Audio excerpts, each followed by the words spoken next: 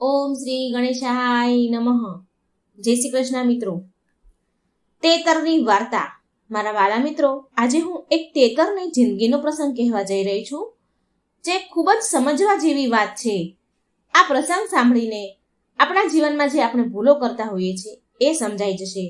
અને આ તેતરની જિંદગીનો પ્રસંગ મનુષ્યના જીવનમાં ઉતારવા જેવો છે, માટે જરૂરથી પૂરો વિડીયો સાંભળજો. અને મિત્રો, જો વિડીયો સારો લાગે, સમજવા લાયક તમને લાગે તો શેર કરજો, લાઈક કરજો અને આ ચેનલને સબસ્ક્રાઇબ મિત્રો જરૂર કરી આપજો. ઓમ નમઃ શિવાય. ઓમ નમઃ ભગવતે વાસુદેવાય. એક જંગલમાં તેતર અને તેનો પરિવાર રહેતો હતો. તેતરને 2 બાળકો અને તેની પત્ની એમ નાનો એવો પરિવાર હતો. તેતરની પત્ની બહુ જ ભોળી હતી, સીધી સાદી હતી. તેના પેટમાં ક્યારેય કોઈ વાત ડકતી ન હતી. કોઈ પણ વાત હોય તે બધાને દિલ ખોલીને બધું જ કહી દે.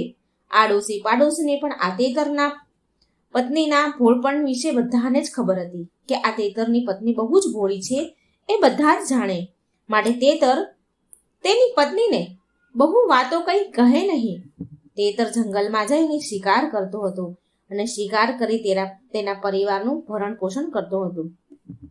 તે જંગલમાં બીજા ઘણા બધા પક્ષીઓ પણ રહેતા હતા. તેમાંથી એક કાગડો તેનો પાડોશી મિત્ર હતો. તે કાગડો હંમેશા તેતરને પૂછે કે તેતર, તું શિકાર કરવા ક્યાં જાય છે? તું સારા એવા શિકાર કરીને લાવે છે અને તારા બાળકોને સારું સારું ભોજન જમાડે છે. એવું તે શું કરે છે? મને પણ કહે ને. પણ તેતર ક્યારેય તેનો ભેદ ખોલતો ન હતો. પણ તેતર તેની ઘરવાળીને કહેતો, એ હંમેશા કહેતો કે તે કેવી રીતે અને ક્યાંથી શિકાર કરીને ભોજન લાવે છે. તેતર રોજ જ્યાંથી ભોજન લાવે એની પત્નીને કહે. તેતર તો કોઈને ક્યારેય આ વાત કહેતો ન હતો, પરંતુ તેની ઘરવાળી તો બહુ ભોળી હતી. તેના મોંમાં કોઈ વાત રહે નહીં. કાગડો તો બહુ ચાલાક હતો. એનો પાડોશી જે મિત્ર કાગડો બહુ ચાલાક. તે જાણતો હતો કે તેતરની ઘરવાળી બહુ ભોળી છે. તે બધું જ જાણતી જ હશે. હવે હું તેને જ જઈને પૂછું, તે જરૂર મને બધું કહેશે. આ તેતર તો મને કંઈ જ કહેતો નથી.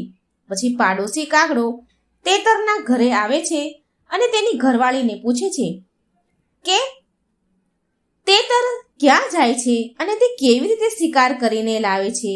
અને તેતરની પત્ની એ કાગડા ભાઈને બધું જ કહી દે છે. તેતર તેની ઘરવાળીને બહુ સમજાવતો હોય છે કે તું કોઈને કંઈ કહેતી નહીં. હું નહીંતર એક દિવસ એવો આવશે કે ખાવાના પણ ફાફા પડી જશે.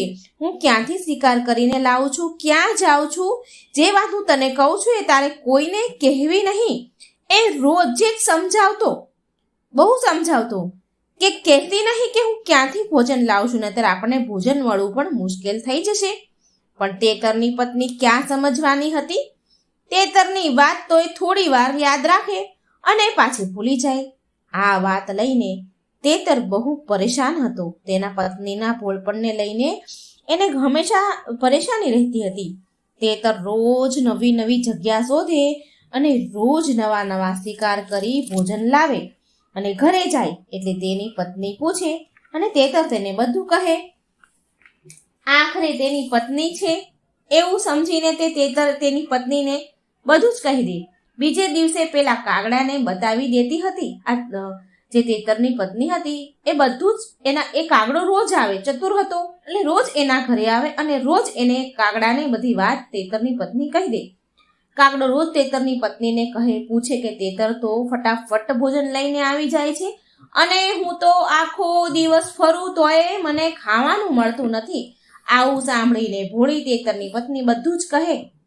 પછી કાગડો ત્યાંથી સીધો તે જગ્યા પર જાય જ્યાં તેતર જતો હતો અને તેતરને આસપાસ પણ ભટકવા ન દેતો હતો.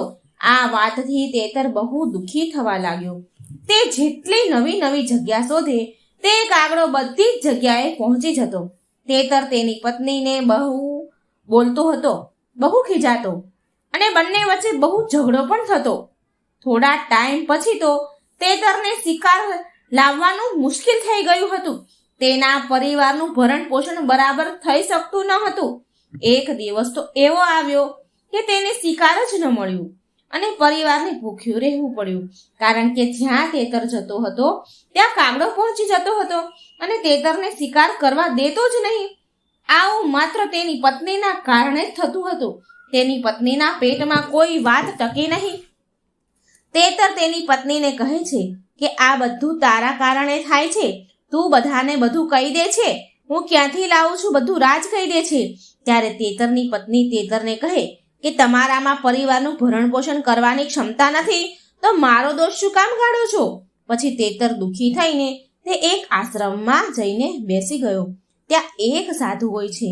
તે સાધુ તેતર સામું જુએ છે અને વિચારે છે કે આ તેતર બહુ શાંત બેઠો છે, કોઈ બહુ મોટી મુસીબતમાં હોય એવું લાગી રહ્યું છે. સાધુ મહાત્મા તો બધું જાણે છે. સાધુ તેતર પાસે જાય છે અને પૂછે છે કે શું થયું છે, કોઈ ગંભીર સમસ્યા છે તો મને વાત કર. પછી તેતર સાધુને પ્રણામ કરીને એ બધી જ ઘટનાની વાત કહે છે. એ બધી મુસીબતમાં મારી પત્નીના કારણે આવી છે. હું રોજ નવી જગ્યાએથી ભોજન લઈને ઘરે આવું અને મારી પત્ની મને પૂછે તો હું બધું સાચું સાચું તેને કહી દઉં, કારણ કે એ મારી પત્ની છે. તેનાથી છુપાવવું, ખોટું બોલવું એ પણ સાચી વાત નથી, માટે હું બધું જ કહી દઉં છું એને. એ એટલી ભોળી છે કે ગમે તેટલું સમજાવવા છતાં પણ તે બધી જ વાત પેલા કાગડાને કહી દે છે અને બીજા બધાને પણ કહી દે છે. બીજા દિવસે તે કાગડો તે જગ્યા ઉપર જઈને અધિકાર જમાવી દે છે અને આસપાસ પણ મને ભટકવા દેતો નથી. માટે આજે મારી પત્નીના કારણે મારી આવી હાલત છે. મને એક ટાઈમનું ભોજન પણ નથી મળી રહ્યું અને મારા બાળકો પણ ભૂખ્યા બેઠા છે. ત્યારે સાધુ મહારાજ તેને કહે છે કે આ તારી મૂર્ખતા છે. જ્યારે તને ખબર હતી કે તારી પત્ની બહુ ભોળી છે, સીધી સ્વભાવની છે, તેના પેટમાં કોઈ વાત રહેતી નથી, તો તારે એવી કોઈ પણ વાત એને ન કહેવી જોઈએ જેના કારણે કઈ મુસીબત આવી પડે. સાધુ તેતરને કહે છે કે હું તને એવી વાત કહું છું જે તું તારા જીવનમાં ઉતારીશ તો તું ક્યારેય દુઃખી નહીં થાય. પહેલી વાત છે કે આપણી મજબૂરી ક્યારેય કોઈને કહેવી નહીં, ભલે પછી તે મિત્ર હોય કે ગમે તેવો અંગત માણસ હોય, કારણ કે આપણી મજબૂરીની જો સામેવાળાને ખબર પડે તો તે મજબૂરીનો ભરપૂર ફાયદો ઉઠાવે છે. મારી બીજી વાત છે કે આપણે ભૂતકાળમાં જે ભૂલો કરી હોય તે ભવિષ્યની રણનીતિ ક્યારેય કોઈને બતાવી ન જોઈએ. ભૂતકાળની ગલતીઓ એ ક્યારેય અને ભવિષ્યની રણનીતિ આ બે વસ્તુ ક્યારેય કોઈને ન બતાવી, કારણ કે ભૂતકાળની ભૂલોથી કોઈને ખબર પડે તો તે કાયમ નીચું આપણને બતાવવાની કોશિશ કરે છે અને ભવિષ્યની રણનીતિ બતાવીએ તો તે તેને તોડવાની કોશિશ કરે છે, તેનો તોડ શોધી લે છે અને તમારી પહેલા સામેવાળો તમારી રણનીતિ તૈયાર કરી લેશે તો તમને તમારી રણનીતિમાં અસફળતા મળશે, યુદ્ધમાં હારી જવાની શક્યતા રહેશે. મારી ત્રીજી વાત છે કે આપણા ઘરની વાતો ક્યારેય કોઈને બતાવી ન જોઈએ. પછી તે ભલે પતિ પત્ની છે કે પિતા પુત્ર, ભાઈ ભાઈ કે પછી કોઈ પણની વાત બહાર બીજાને કહેવી નહીં, કારણ કે આપણા ઘરની વાતો બહાર કહેવાથી આપણી અને આપણા ઘરની માન પ્રતિષ્ઠા ખોરવાઈ જાય છે. પછી સમાજમાં ઊંચું ઉઠીને ચાલવાનું મુશ્કેલ બની જાય છે. મારી ચોથી વાત છે કે આપણી કમાણી કરવાનો રસ્તો કામ ધંધાની વાતો ક્યારેય કોઈને કરવી નહીં.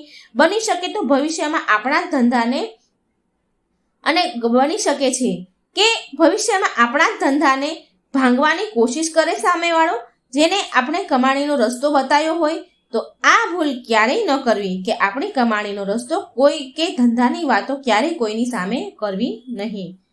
મારી પાંચમી વાત છે કે આપણી કમજોરીને આપણી તાકાત કોઈને ન બતાવવી જોઈએ, કારણ કે આપણી કમજોરી, આપણી નબળાઈ બીજાને ખબર પડે છે તો તે કમજોરીનો ફાયદો ઉઠાવી શકે છે અને તાકાતની જાણ થાય તો આપણને તે તોડવાની કોશિશ કરી શકે છે. મારી છઠ્ઠી વાત છે કે ક્યારેય જીવનમાં આપણે મિત્ર કોણ છે અને આપણો શત્રુ કોણ છે તે પણ કોઈને ન કહેવું જોઈએ, કારણ કે આવું બને કે સામેવાળું આપણી મિત્રતાને ખતમ કરવાની કોશિશ કરે અથવા આપણા મિત્રને શત્રુ જ બનાવી દે. મારી સાતમી વાત છે કે આપણે દીધેલું દાન કોઈને કહેવું નહીં. જો તમે દાન આપીને બીજાને પ્રચાર કરો છો કે મેં દાન દીધું તો તમે કરેલું દાન તમારું વ્યર્થ જાય છે, તેનું કોઈ ફળ મળતું નથી અને દાન પહોંચતું નથી. પછી તેતર આ 7 વાતોનું પાલન કરે છે અને તેનું જીવન ફરી ધીરે ધીરે સુખમય બની જાય છે. તો મિત્રો આ હતી સરસ મજાની તેતર અને તેની ભોળી પત્નીની વાર્તા. જો મિત્રો તમને વિડીયો સારો લાગે તો લાઈક જરૂર કરજો, શેર જરૂર કરજો અને મારી આ ચેનલને સબસ્ક્રાઈબ કરવાનું ભૂલશો નહીં. જય શ્રી કૃષ્ણ. રાધે રાધે. થેન્ક